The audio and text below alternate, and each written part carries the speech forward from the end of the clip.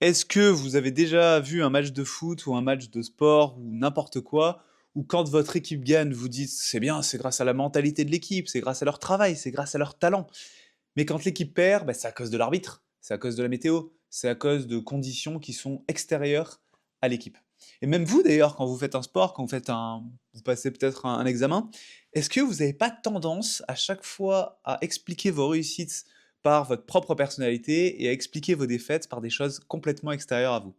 C'est de ça que j'aimerais discuter aujourd'hui parce que je pense que le cerveau, eh beh, il a tendance, au lieu de chercher la vérité, il a tendance à nous protéger et à nous faire voir une réalité, une illusion complètement différente de ce qu'elle est vraiment. Donc on va parler de ça aujourd'hui et notamment on va évoquer le livre de Julia Galef qui s'appelle The Scout Mindset et qui est le livre qui m'a inspiré pour cette vidéo. Donc je vais en fait principalement parler de ce qu'il y a dans ce livre que je recommande, chaudement. Et je pense qu'à la fin de cette vidéo, vous apprendrez à avoir tort et je vais vous convaincre, je l'espère, qu'avoir tort, c'est la meilleure chose à faire et c'est une opportunité d'apprentissage qui est trop trop cool.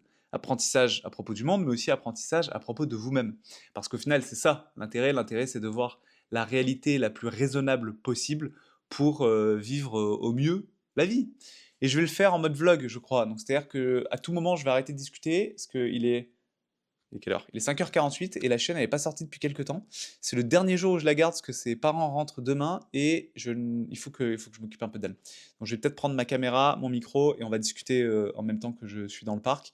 Et au moins vous verrez où donne, vous pourrez lui dire bonjour. Donc Julia Galef. Julia Galef, c'est une chercheuse américaine qui a passé des années à étudier pourquoi certaines personnes voient les choses clairement, et d'autres les voient un peu moins clairement. Donc, elle propose une distinction assez simple mais radicale entre ces deux personnes. Il y a d'abord les gens qui ont le mindset du soldat, de soldier mindset. Et ces personnes-là, pour elles, raisonner, c'est un combat défensif. Leur but, c'est de défendre leurs croyances existantes. Donc, trouver qu'elles avaient tort, c'est subir une défaite pour elles. Elles ne cherchent pas à mieux voir le monde, elles cherchent à ne pas avoir tort et à vous convaincre, et même à se convaincre elles-mêmes, qu'elles n'ont pas eu tort, que leurs croyances de base étaient les croyances justes. Donc, lorsqu'ils débattent avec eux-mêmes ou avec d'autres personnes, leur cerveau ne cherche pas à avoir la vérité, ils cherchent des munitions pour défendre ce qu'ils croient déjà. Ça, c'est le soldat mindset, le mindset du soldat. À l'inverse, il y a d'autres personnes qui ont plus de scout mindset, donc le mindset de l'éclaireur. Pour eux, raisonner, c'est comme dessiner une carte du monde qui va s'éclairer au fil de leur découverte. Donc leur but, c'est d'avoir la carte la plus précise possible. Imaginez ces cartes à gratter, leur cerveau est une immense carte à gratter, et en ayant tort, en essayant de chercher la vérité, elles vont peu à peu découvrir de nouvelles perspectives sur le monde et donc ouvrir leurs connaissances, ouvrir leur carte là, le plus possible. Donc avoir tort pour elles n'est pas un problème, pour elles, avoir tort, c'est corriger une erreur qui était sur leur carte.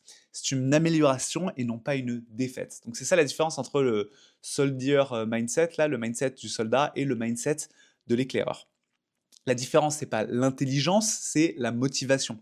Est-ce que cette personne veut avoir raison? Est-ce que tu veux avoir raison? Ou est-ce que tu veux juste voir le monde plus justement? Alors, le truc à garder en tête, c'est que biologiquement, on n'est pas trop fait pour avoir le mindset de l'éclaireur. Parce que en fait, on a du mal à avoir la vérité, on a du mal à l'analyser objectivement, parce que on a ce qu'on appelle le raisonnement motivé. On n'utilise pas notre capacité à raisonner pour trouver la vérité, on l'utilise pour se sentir bien, pour se sentir en sécurité, appartenir à un groupe, convaincre les autres. Ça fait du bien d'avoir tout ça. Pour donner un exemple intéressant, elle parle de cette étude dans son livre. Il y a des étudiants qui ont été interrogés et c'est des étudiants qui ont mal performé à l'université. Et ces étudiants-là commencent à changer complètement d'avis sur l'importance des notes.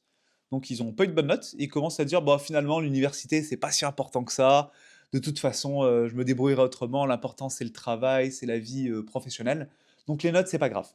À l'inverse, ceux qui ont eu des bonnes notes estiment que l'université c'est extrêmement important. Donc c'est comme si ceux qui avaient eu des mauvaises notes, leur cerveau leur change un peu la réalité à leur façon. Alors les notes c'est peut-être pas si important que ça, mais en tout cas leur cerveau va réécrire la réalité pour qu'ils se sentent plus en confiance, pour protéger l'estime de soi, au lieu de voir la réalité en face. Les gens plutôt riches ont tendance à croire que le succès vient du travail et du talent. Je pense que vous l'avez déjà entendu. Moi, si j'ai de l'argent et si j'ai du succès, c'est pas parce que mes parents sont riches, c'est parce que j'ai travaillé. Vous, si vous êtes pauvre, bah, c'est sûrement parce que vous n'avez pas travaillé assez.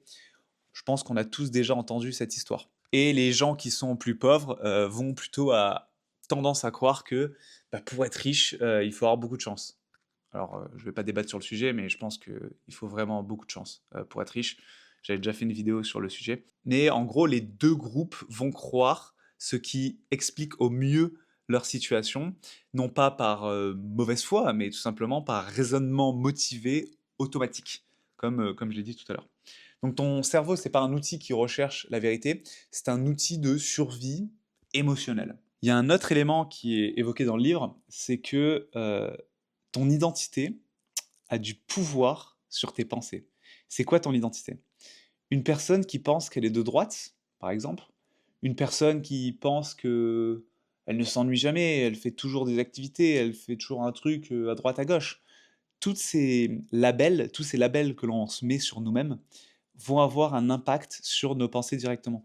L'exemple de la droite, par exemple, politiquement, se dire qu'on est à droite, c'est un super exemple parce que on va pas forcément écouter un politique ou une politique de gauche parce que on est de droite. Donc nos idées vont avoir enfin la personnalité, les étiquettes que l'on se met sur nous-mêmes vont influencer directement notre raisonnement, vont influencer directement notre façon de penser. Donc remettre en question une croyance, notamment, je sais pas moi, une croyance de droite pourrait être il faut beaucoup moins taxer les riches. Remettre en doute cette croyance qu'il faut moins taxer les riches, c'est remettre en doute toute son identité pour quelqu'un de droite. Parce que cette personne croit depuis longtemps qu'elle est de droite. D'ailleurs, pendant les élections, je me souviens que c'était les élections municipales et je parlais à des gens de ma famille et je leur ai dit, bon, bah, il y a tel, tel et tel candidat et une personne de ma famille m'a répondu, ah non, mais tous ces candidats-là, déjà, je voterai pas pour eux, moi, je suis quelqu'un de droite. Quand bien même, je ne sais pas ce que c'est qu'être quelqu'un de droite, enfin, il y a des explications à être quelqu'un de droite, mais au lieu de se renseigner sur tous ces candidats, non, la personne n'a pas voulu. Il fallait juste regarder qui était de droite et choisir parmi les gens de droite qui a le meilleur programme. Ces labels que l'on met sur soi-même vont avoir un impact énorme sur nos croyances et sur nos façons de penser. Donc, critiquer ces croyances, c'est remettre en doute complètement toute notre personne. D'ailleurs, il y a une expérience intéressante qui est, imagine une personne en qui tu fais vraiment confiance, une personne que tu écoutes habituellement. Imagine que cette personne change complètement d'avis sur un sujet et qu'elle n'est plus du tout d'accord avec toi. Est-ce que tu penses que cette personne a été manipulée ou qu'elle est devenue folle? Ou alors est-ce que tu essayes de vraiment comprendre ses arguments et pourquoi elle a changé d'avis? Si tu penses que cette personne a été manipulée et qu'elle est complètement folle, bah, tu es sûrement encore sur le mindset du soldat et essayer de défendre tes positions. Si tu essayes de comprendre les nouveaux arguments de cette personne, alors tu vas être sur un raisonnement beaucoup plus de l'éclaireur. Tu vas essayer de voir la réalité en face. Donc c'est un bon test à faire.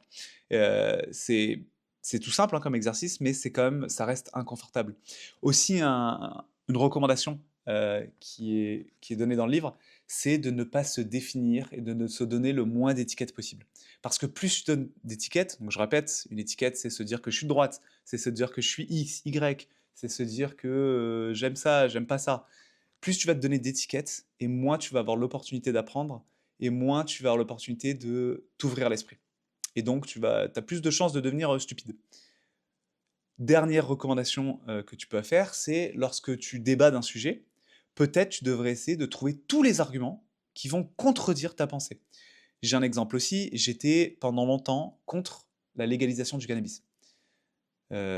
Pour être honnête aussi, j'étais plutôt de droite à l'époque, il y a quelques années en arrière, de nombreuses années en arrière, et je suivais beaucoup le discours des gens de droite, et j'avais vraiment pas vraiment réfléchi à la question en fait.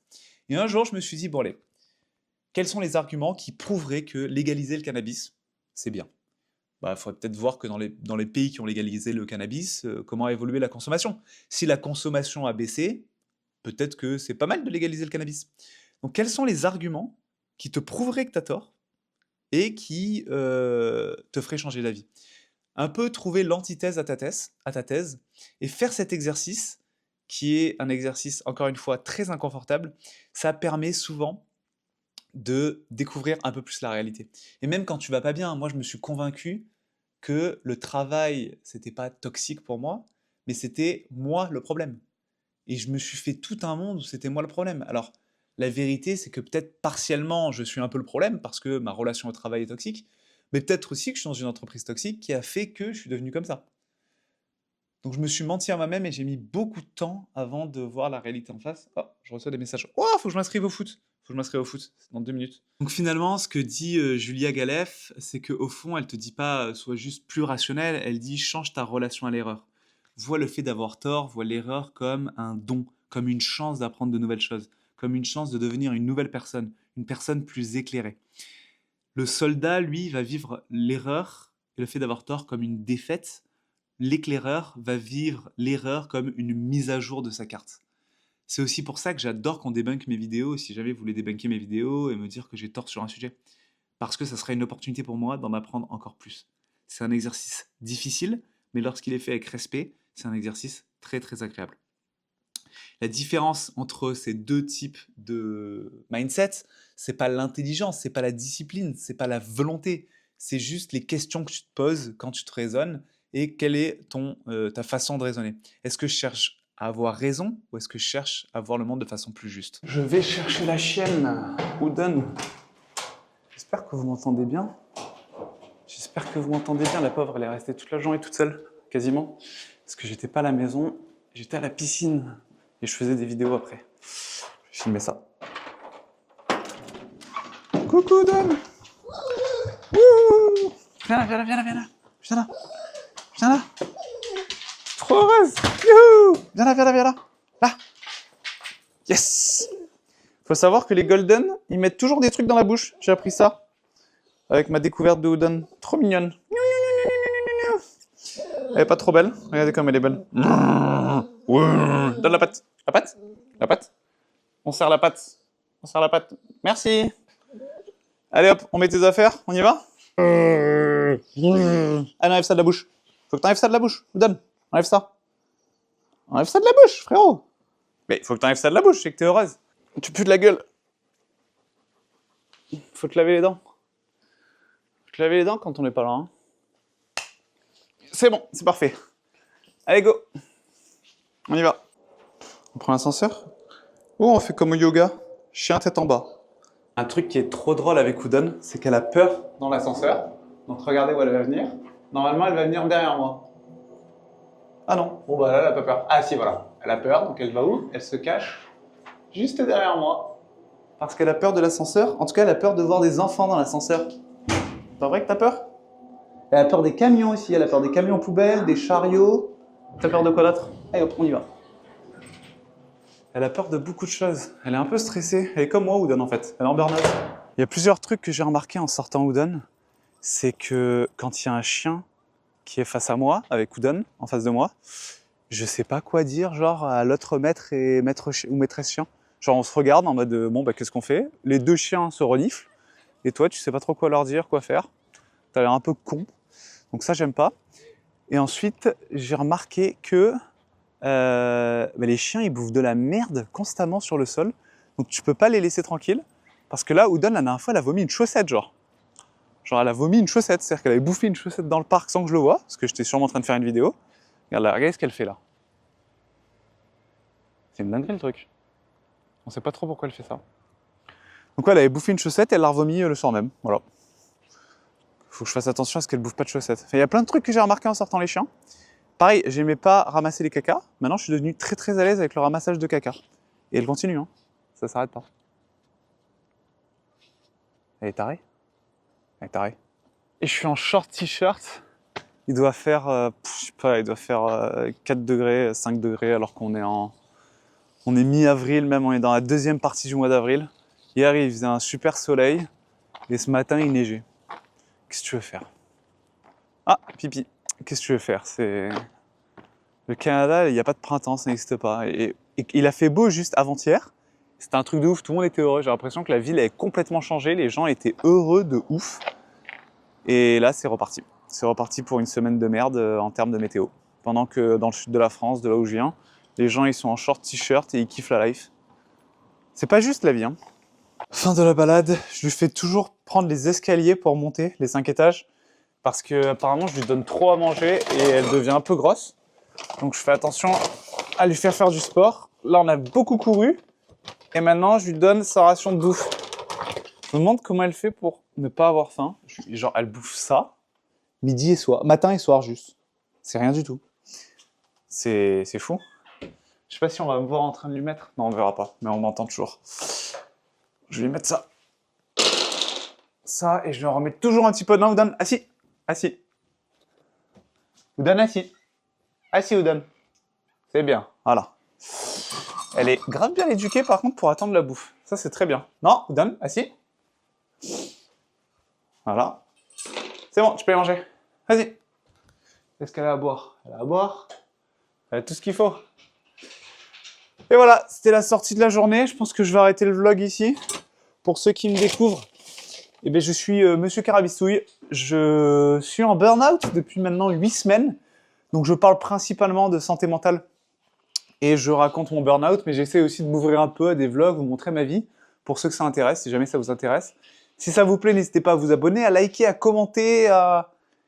Voilà. En plus, on a parlé du scout mindset, n'hésitez pas à me débunker en commentaire, et au moins, moi, je rêverai de changer d'avis sur tous les sujets que j'évoque dans cette chaîne, parce que, bah, moi, je suis là pour apprendre. Je vous dis, ciao, bye.